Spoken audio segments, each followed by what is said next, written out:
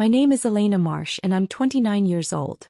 June 8th was supposed to be my younger brother's triumphant graduation celebration. His master's degree in business, paid for entirely by our parents, celebrated at the most exclusive rooftop venue in the city. What my family didn't know as they handed me that red wristband and laughed at my humiliation was that I owned every square foot of the building they were standing in. And in exactly 3 hours I was going to make sure they never forgot it. But before I tell you how 114 guests watched my family get escorted out of my property by security, let me explain the 29 years of being invisible that led to this moment. Because this wasn't about one wristband. This was about a lifetime of being treated like I didn't exist while my younger brother, Derek, was worshipped like he'd invented oxygen. Growing up as the oldest child should have meant something. Should have meant responsibility, respect, being the example. In my family it meant being the practice child. The one my parents made all their mistakes on before Derek came along and they figured out how to parent correctly. Derek is 3 years younger than me, but you'd think he was royalty the way my parents treated him. When I was 7 and brought home straight A's on my report card, my father glanced at it and said, "Good. That's what we expect." When Derek brought home B's at age 7, my parents threw him a pizza party and told everyone their son was academically gifted. When I was accepted into college at 17 with a partial scholarship, my parents said I'd have to take out loans for the rest. "It'll teach you responsibility," my mother explained. "You need to learn the value of money." I graduated with $67,000 in student debt. When Derek got into college 3 years later with no scholarship at all, my parents paid his entire tuition, $186,000 over 4 years, and bought him a car, a laptop, and a fully furnished apartment near campus. "Derek has so much potential," my mother would say. "We want to make sure he can focus on his studies without financial stress." When I asked why they couldn't help with my loans, my father actually laughed. "You're doing fine, Elena. You don't need help. Derek needs more support to reach his potential." The pattern continued through every stage of our lives. I worked 3 jobs through college and graduated with honors. Derek partied his way through undergrad with a 2.8 GPA. I got a job at a tech startup making $52,000 a year and my parents' only comment was, "That's nice, dear." Derek got an entry-level position at our father's friend's company making $45,000 and my parents acted like he'd been appointed CEO of Google. But here's what they never knew, never asked about, never cared enough to discover. I had a talent for technology and investment that made me very, very good at making money. That tech startup I joined at 22? I wasn't just an employee. Within 6 months, I'd identified inefficiencies in their product development that could save millions. I wrote a detailed proposal, presented it to the founders, and they promoted me to product director at 23 with equity in the company. When the startup was acquired by a major tech corporation 3 years later, my equity payout was $2.8 million. I was 26 years old and a multimillionaire, and my parents had no idea. They were too busy celebrating Derek's promotion to senior associate at his company. A title change with a $3,000 raise that my mother announced to our entire extended family like he'd won the Nobel Prize. I took my $2.8 million and did what I do best. I made it grow. I invested in 3 more tech startups, consulted for companies on product development and digital transformation, and bought my first commercial property, a small office building that I renovated and leased to tech companies. By 28, my portfolio was worth $8.7 million. I owned 4 commercial properties, had equity in 7 companies, and worked as a private consultant making more in a month than Derek made in a year. I lived in a penthouse downtown, drove a Tesla, and had built a life that would have made my parents proud, if they'd ever bothered to ask about it. But they didn't ask. They never asked. At family dinners, they'd spend 2 hours discussing Derek's latest achievement, and then turn to me with, "And you're still at that tech company, right?" I'd left 4 years ago. I'd say, "Actually no, I consult now," and they'd nod vaguely and change the subject back to Derek. The Skyline Tower had been my most recent acquisition. 8 months ago I'd purchased the entire building, a 12-story mixed-use property in the heart of downtown, for $3.1 million. The ground floor housed retail, floors 2 to 10 were office space, floor 11 was a high-end event venue, and the rooftop on floor 12 was the most sought-after party space in the city, with panoramic views of the entire city skyline. I'd kept the existing property management team, including Thomas, the building manager who'd worked there for 12 years. The revenue from leases alone was $780,000 annually, but the rooftop venue was the crown jewel, booking out months in advance for weddings, corporate events, and celebrations. When Derek announced he was getting his master's degree in business, paid for by our parents naturally, I knew exactly what would happen. My mother started researching venues immediately, complaining loudly at Sunday dinners about how impossible it was to find somewhere worthy of Derek's achievement. The Skyline Tower rooftop would be absolutely perfect, she sighed one evening. But they're booked for the next 6 months. I've called them 12 times. I'd smiled and said nothing. The Skyline Tower rooftop wasn't booked for June 8th. I'd deliberately kept it open. I wanted to see exactly how my family would behave when they got what they wanted. 3 weeks later, my mother called me, practically screaming with excitement. Elena, the most amazing thing happened. The Skyline Tower had a cancellation for June 8th. We got the rooftop for Derek's graduation party. What she didn't know was that I'd had Thomas call her back personally and offer the cancelled date. I'd also instructed him not to mention ownership, just to handle everything professionally and accept their deposit. My parents had wired $127,000 total. $87,000 for the venue, premium catering, open bar and entertainment, plus a $40,000 deposit for Derek's future wedding reception they'd already started planning. If you're genuinely enjoying this story, I'd love for you to hit that like button, but only if it's resonating with you. No pressure at all. Derek's actual graduation ceremony was on June 7th. I attended, sitting in the back row while my parents sat front and center, filming everything like Derek was receiving the Presidential Medal of Freedom instead of a master's degree that thousands of people earn every year. After the ceremony, my mother grabbed me. Elena, we need to talk about tomorrow. The party. Yes. Now we've spent a considerable amount of money making this perfect for Derek. We need you to understand that this is his day. His achievement. We can't have any complications. Complications, I repeated flatly. My father joined us, his hand on Derek's shoulder like he was guarding a priceless artifact. What your mother means is that Derek has worked incredibly hard for this. We want everything to be perfect. We need you to be supportive and not draw attention to yourself. Derek was scrolling through his phone, barely listening. When he finally looked up, he said, "Just don't embarrass me, Elena. This is a big deal for me and you're kind of, I don't know. You don't really fit with the crowd I'm trying to impress." "The crowd you're trying to impress," I said. "Yeah. These are important business contacts, potential employers, investors. They're high-level people. You work in tech support or whatever, right?" I'd been a consultant for 4 years.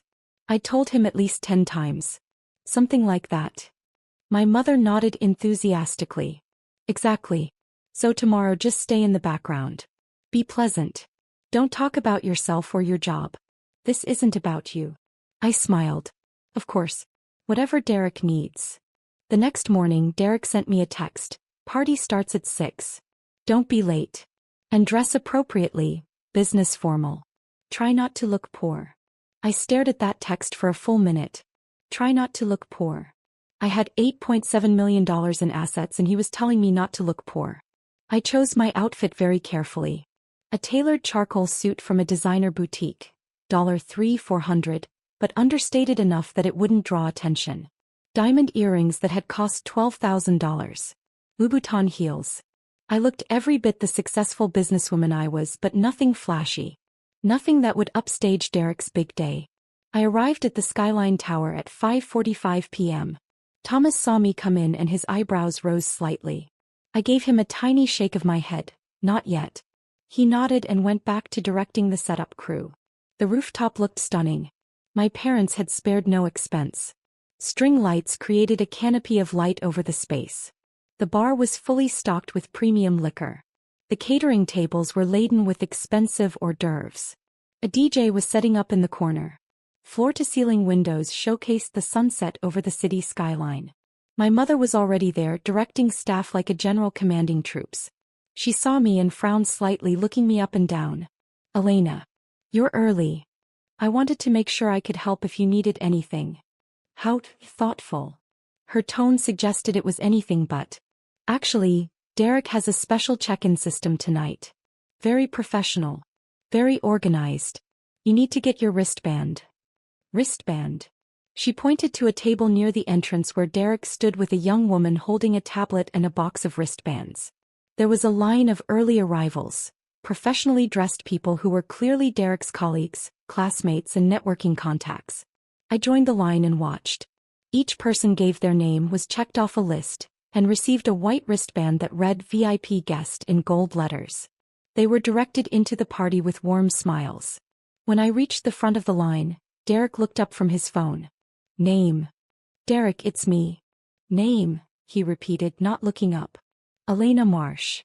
The young woman with the tablet scrolled through her list. I don't see an Elena Marsh on the VIP list. Derek finally looked at me. Oh right, Elena. Yeah, you're on the alternate list. He reached into the box and pulled out a red wristband.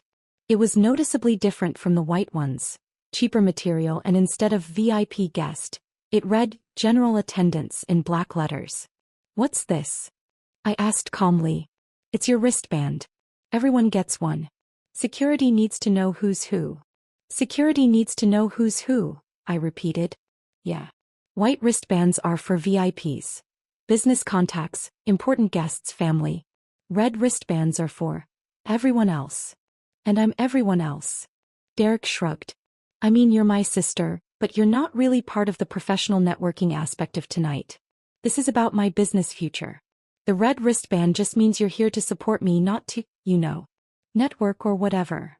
People were gathering behind me in line, listening to every word. I could feel their eyes on me.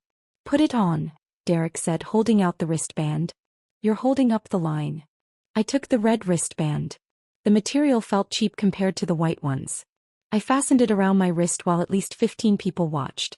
Derek had already moved on to the next person in line. Name. Jonathan Ashford. Ah, Mr. Ashford. Great to see you. Derek's entire demeanor changed, warm, enthusiastic. He personally handed Jonathan a white VIP wristband. Thanks so much for coming. Please head right in. Bars open. I walked into the party wearing my red wristband like a scarlet letter. By 6:30 p.m., the rooftop was packed with 114 guests. I counted them. Exactly 114 people, and as far as I could tell, I was the only one wearing a red wristband. Everyone else had white VIP bands. I stood near the windows, sipping champagne and watching the sunset, trying to stay inconspicuous just like my family wanted. Elena. I turned to find my Aunt Rachel, my mother's sister, approaching with a confused look on her face. What's with the red wristband, honey? Before I could answer, my mother materialized beside us. Oh, that's just Derek's organizational system. Very clever, really. Helps him keep track of different guest categories. Different categories? Aunt Rachel looked at the white wristband on her own wrist. What category am I? Your VIP family, of course. My mother smiled brightly. The white wristbands are for important guests. And the red one means? My mother's smile tightened. General attendance.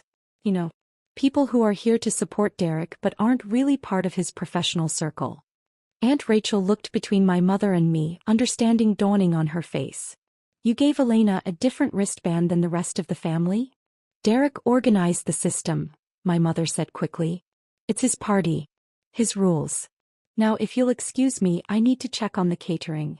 Aunt Rachel stared at me for a long moment. Elena, It's fine, I said calmly. Really? It's Derek's day. But it wasn't fine, and it was about to get worse. At 7 p.m. my father gathered everyone for photos.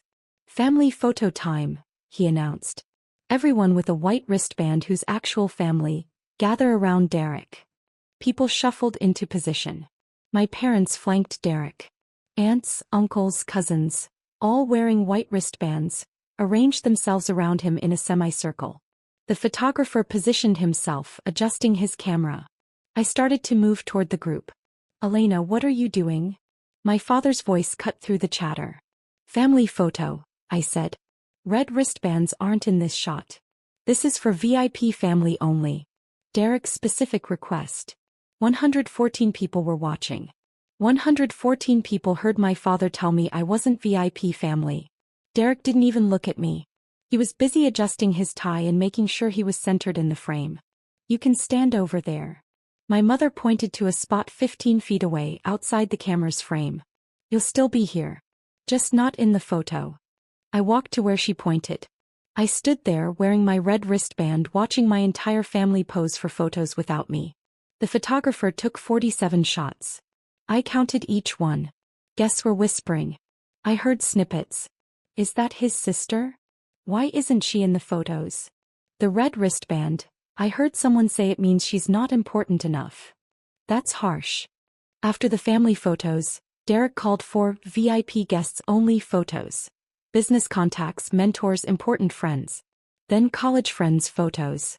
Then colleagues photos. I wasn't in any of them.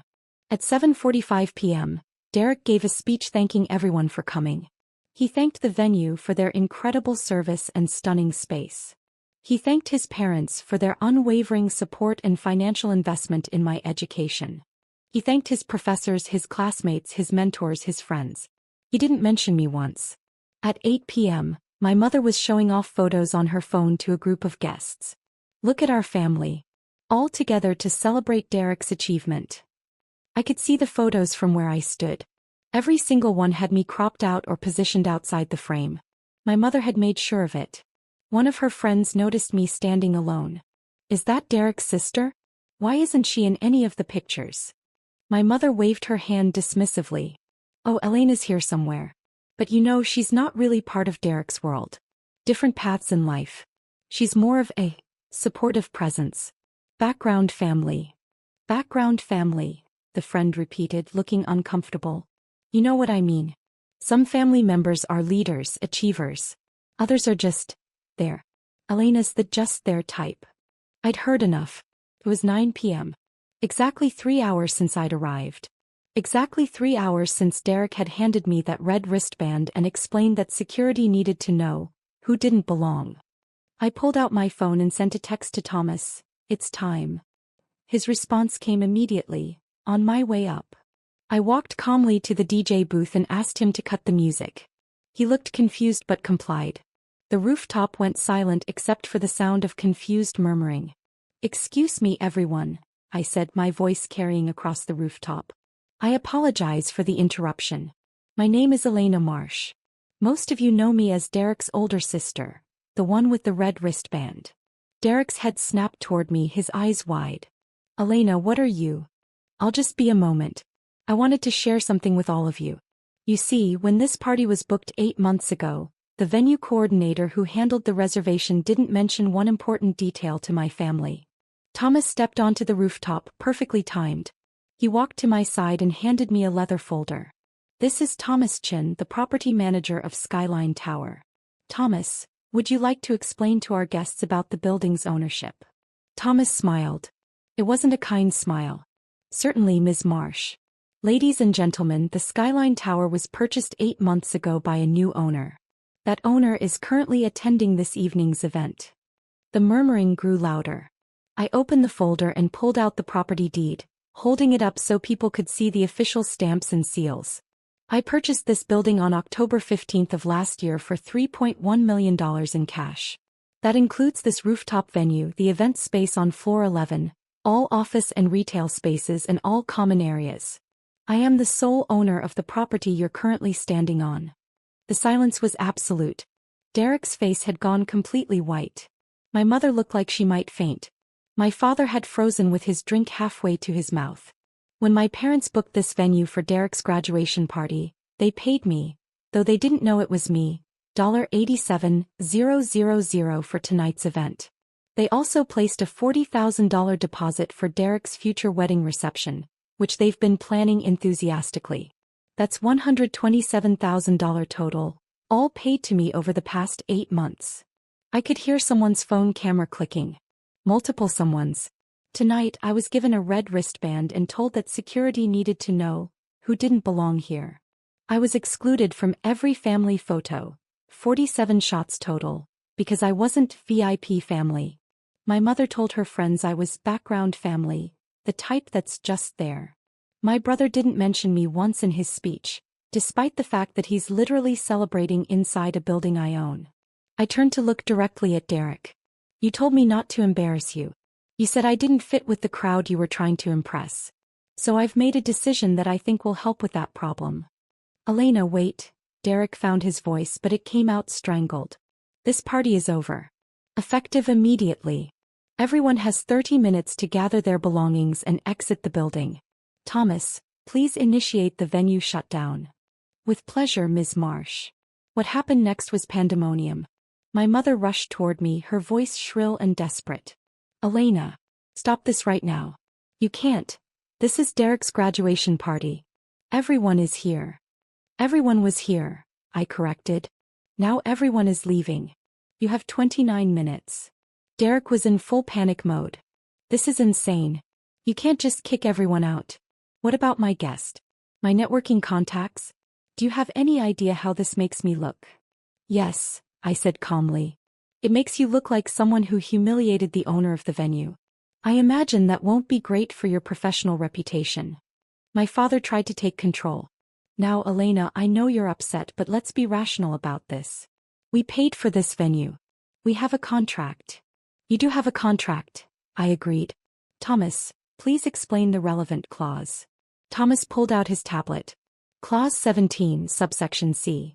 The venue reserves the right to terminate any event immediately in cases of discrimination, harassment, or abusive behavior towards staff or ownership.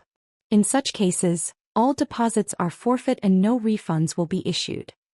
My father's face turned purple. Abusive behavior? We didn't abuse anyone. You created a tiered wristband system designed to publicly humiliate a family member. You excluded me from family photos while telling 114 guests I wasn't VIP family. You called me background family, who's just there. That meets the definition of discriminatory behavior under the contract you signed. This is extortion, my father shouted. This is consequence, I said quietly. You have 27 minutes now. The guests were already moving toward the exits, whispering frantically to each other.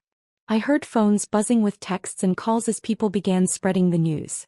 Derek's carefully cultivated professional contacts were filing past him, their faces ranging from shocked to disgusted to amused. One man, the Jonathan Ashford who'd gotten such warm treatment during check-in, stopped and looked at Derek. You humiliated your own sister at a venue she owns? He shook his head. Terrible judgment, Derek. Really terrible judgment. He walked away without another word. Derek looked like he might cry. Or vomit. Possibly both. My mother made one last desperate attempt. Elena, please. Think about what you're doing. Derek's future is at stake. His reputation. His career opportunities. You're ruining everything. No, I said. He ruined it himself when he decided a red wristband was an appropriate way to treat his sister. I'm just the venue owner enforcing her policies. Aunt Rachel approached me as she was leaving. She touched my arm gently. Elena, I had no idea about any of this. About what you'd accomplished. I'm so sorry. Thank you, Aunt Rachel. For what it's worth, I think they deserved this. She squeezed my arm and left. The building's security team, my security team, began systematically clearing the rooftop. The caterers packed up the untouched food. The DJ disconnected his equipment. The bartender closed down the premium bar that had barely been used. Within 25 minutes, the rooftop was empty except for Thomas, the cleaning crew, and me. My family was the last to leave. Derek couldn't even look at me. My mother was crying, her perfect makeup ruined. My father was on his phone, presumably calling lawyers who would tell him the contract was ironclad. As they reached the elevator, Derek turned back. I hope you're proud of yourself. I am actually. I'm very proud of what I've built. It's just a shame you never bothered to ask about it. The elevator doors closed on their shocked faces.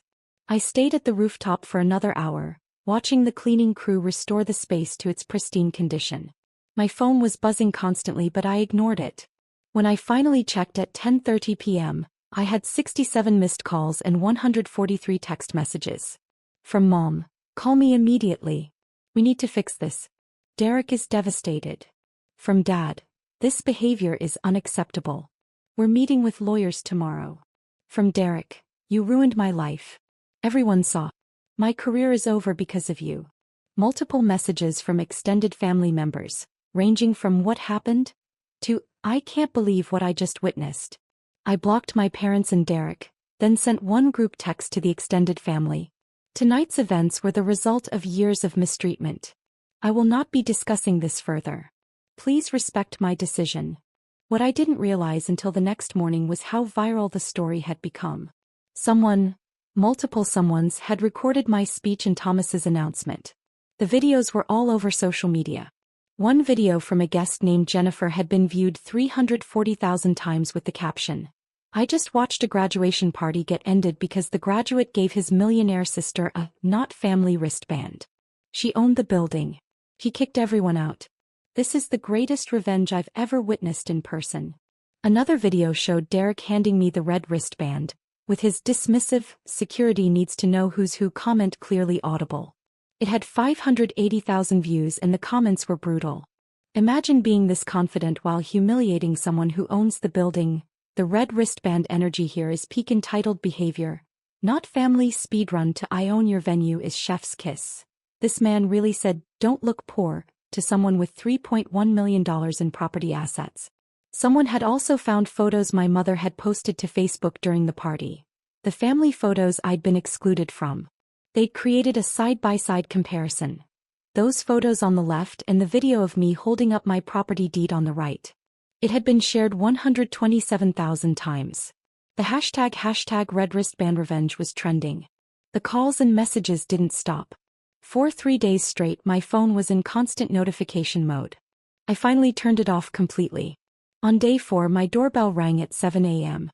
I checked the security camera and saw Derek standing there, looking like he hadn't slept in days. Against my better judgment I opened the door. I didn't invite him in. "What do you want, Derek?" I need to talk to you." His voice was hoarse. "Please. You have 5 minutes. Everyone's talking about it. The videos are everywhere. My classmates, my professors, the companies I interviewed with. Everyone has seen it. 3 job offers were rescinded. One company sent me an email saying they can't employ someone who demonstrates such poor judgment in personal relationships. I'm sorry to hear that. Are you really?" His voice broke. "You destroyed my reputation. My career. Everything I worked for." "No, Derek. You destroyed your own reputation when you decided to publicly humiliate me with a wristband system. I just owned the building where you chose to do it. It was just a wristband. It wasn't that big a deal. It was a big enough deal for you to create an entire system around it. Big enough to exclude me from 47 family photos. Big enough to tell 114 people I wasn't VIP family." He was crying now. "I didn't mean it like that. I wanted my day to be perfect. I wanted to impress people. You don't understand the pressure." "The pressure of what? Being handed everything? Having your entire education paid for? Getting a party that cost $127,000 thrown in your honor?" "You're right, Derek. I don't understand that pressure. I understand the pressure of building a life while being ignored. Of achieving success while being called background family. Of being told I don't belong at a venue I literally own. Mom and Dad are furious. They're talking about suing you. They can try. The contract is clear. Their lawyers will tell them that. They can't afford to lose the $127,000. Dad's been struggling with his business. They took out a second mortgage to pay for my party and the wedding deposit." There was the truth beneath the anger. "They mortgaged their house for your party? And my master's degree? And the car they bought me? They're in a lot of debt, Elena. And they thought the solution was to spend $127,000 on your graduation party? They wanted me to have every opportunity. They wanted me to succeed. At my expense. Always at my expense." He looked at me with something I'd never seen from him before. Genuine desperation. "Is there any way? Could you refund even part of the money? They're going to lose the house." "No. Elena, please. You made me wear a red wristband that said I didn't belong. You excluded me from family photos. You never once, not once in 29 years, asked about my life, my work, my achievements. And now you want me to bail out the family that treated me like I was invisible. We're still family." "No, Derek. Family doesn't do what you did. Family doesn't require color-coded wristbands to determine who matters. You want to know what's sad? I would have helped you celebrate. I would have been proud of you. I would have been the best sister you could ask for. But you never gave me the chance. You just assumed I was less than you and treated me accordingly. What am I supposed to do now? The same thing I did when I graduated with debt and no help. Figure it out. I closed the door on his shocked face. It's been 6 months since Derek's graduation party ended in spectacular failure. The story has mostly died down online, though occasionally someone still sends me the videos with comments like, "This is legendary," or "You're my hero." According to Aunt Rachel, still my only connection to the family, my parents did lose their house. They're renting a small apartment now and both working multiple jobs to pay off the debt they accumulated trying to make Derek's life perfect. They blame me entirely, which is somehow both predictable and absurd. Derek's job prospects have slowly improved as the story faded from immediate memory, but he took a position making $20,000 less than his original offers. He's also apparently in therapy trying to process the trauma of the graduation party. Aunt Rachel tried to say this with a straight face and couldn't quite manage it. The wedding deposit for his future marriage? Turns out his girlfriend broke up with him 2 weeks after the party. She'd seen the videos and told him she couldn't marry someone who treated family that way. So that $40,000 is just gone. My parents have attempted to reach out several times through various relatives. The message is always some version of, "Don't you think you've punished us enough?" The answer is no. Because I didn't punish them. I simply stopped allowing them to treat me poorly while I funded their lifestyle. As for me, I'm thriving in ways they can't even imagine. My real estate portfolio is now worth $11.4 million. I've acquired 2 more commercial properties and I'm in negotiations for a boutique hotel. The Skyline Tower is more profitable than ever. It turns out the viral story actually increased demand for the venue. People specifically request to book the place from the red wristband video. I've also built something my biological family never gave me: genuine relationships. Thomas and his family have become close friends. I mentor 3 young women in real estate investment, sharing the knowledge I wish someone had shared with me. I have a chosen family of people who value me for who I am, not who they want me to be. Last week I received a letter from Derek. Handwritten. 7 pages long. It started with, "I understand if you never want to speak to me again," and ended with, "I'm sorry I never saw you." The middle 6 pages were a detailed apology, specific instances from our childhood where he'd been cruel or dismissive, times he'd watched our parents favor him and said nothing, moments where he could have stood up for me and didn't. He acknowledged that the wristband wasn't the problem. It was the culmination of 29 years of treating me like I was less than him. He didn't ask for anything. Didn't beg for money or forgiveness. Just apologized and said he hoped someday I might be willing to talk. I haven't responded yet. I might not ever respond.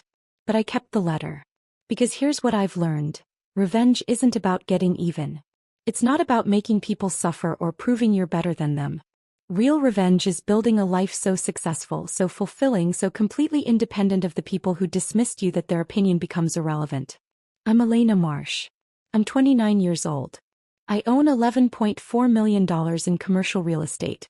And I haven't worn a wristband, red or otherwise, that I didn't choose for myself in 6 months.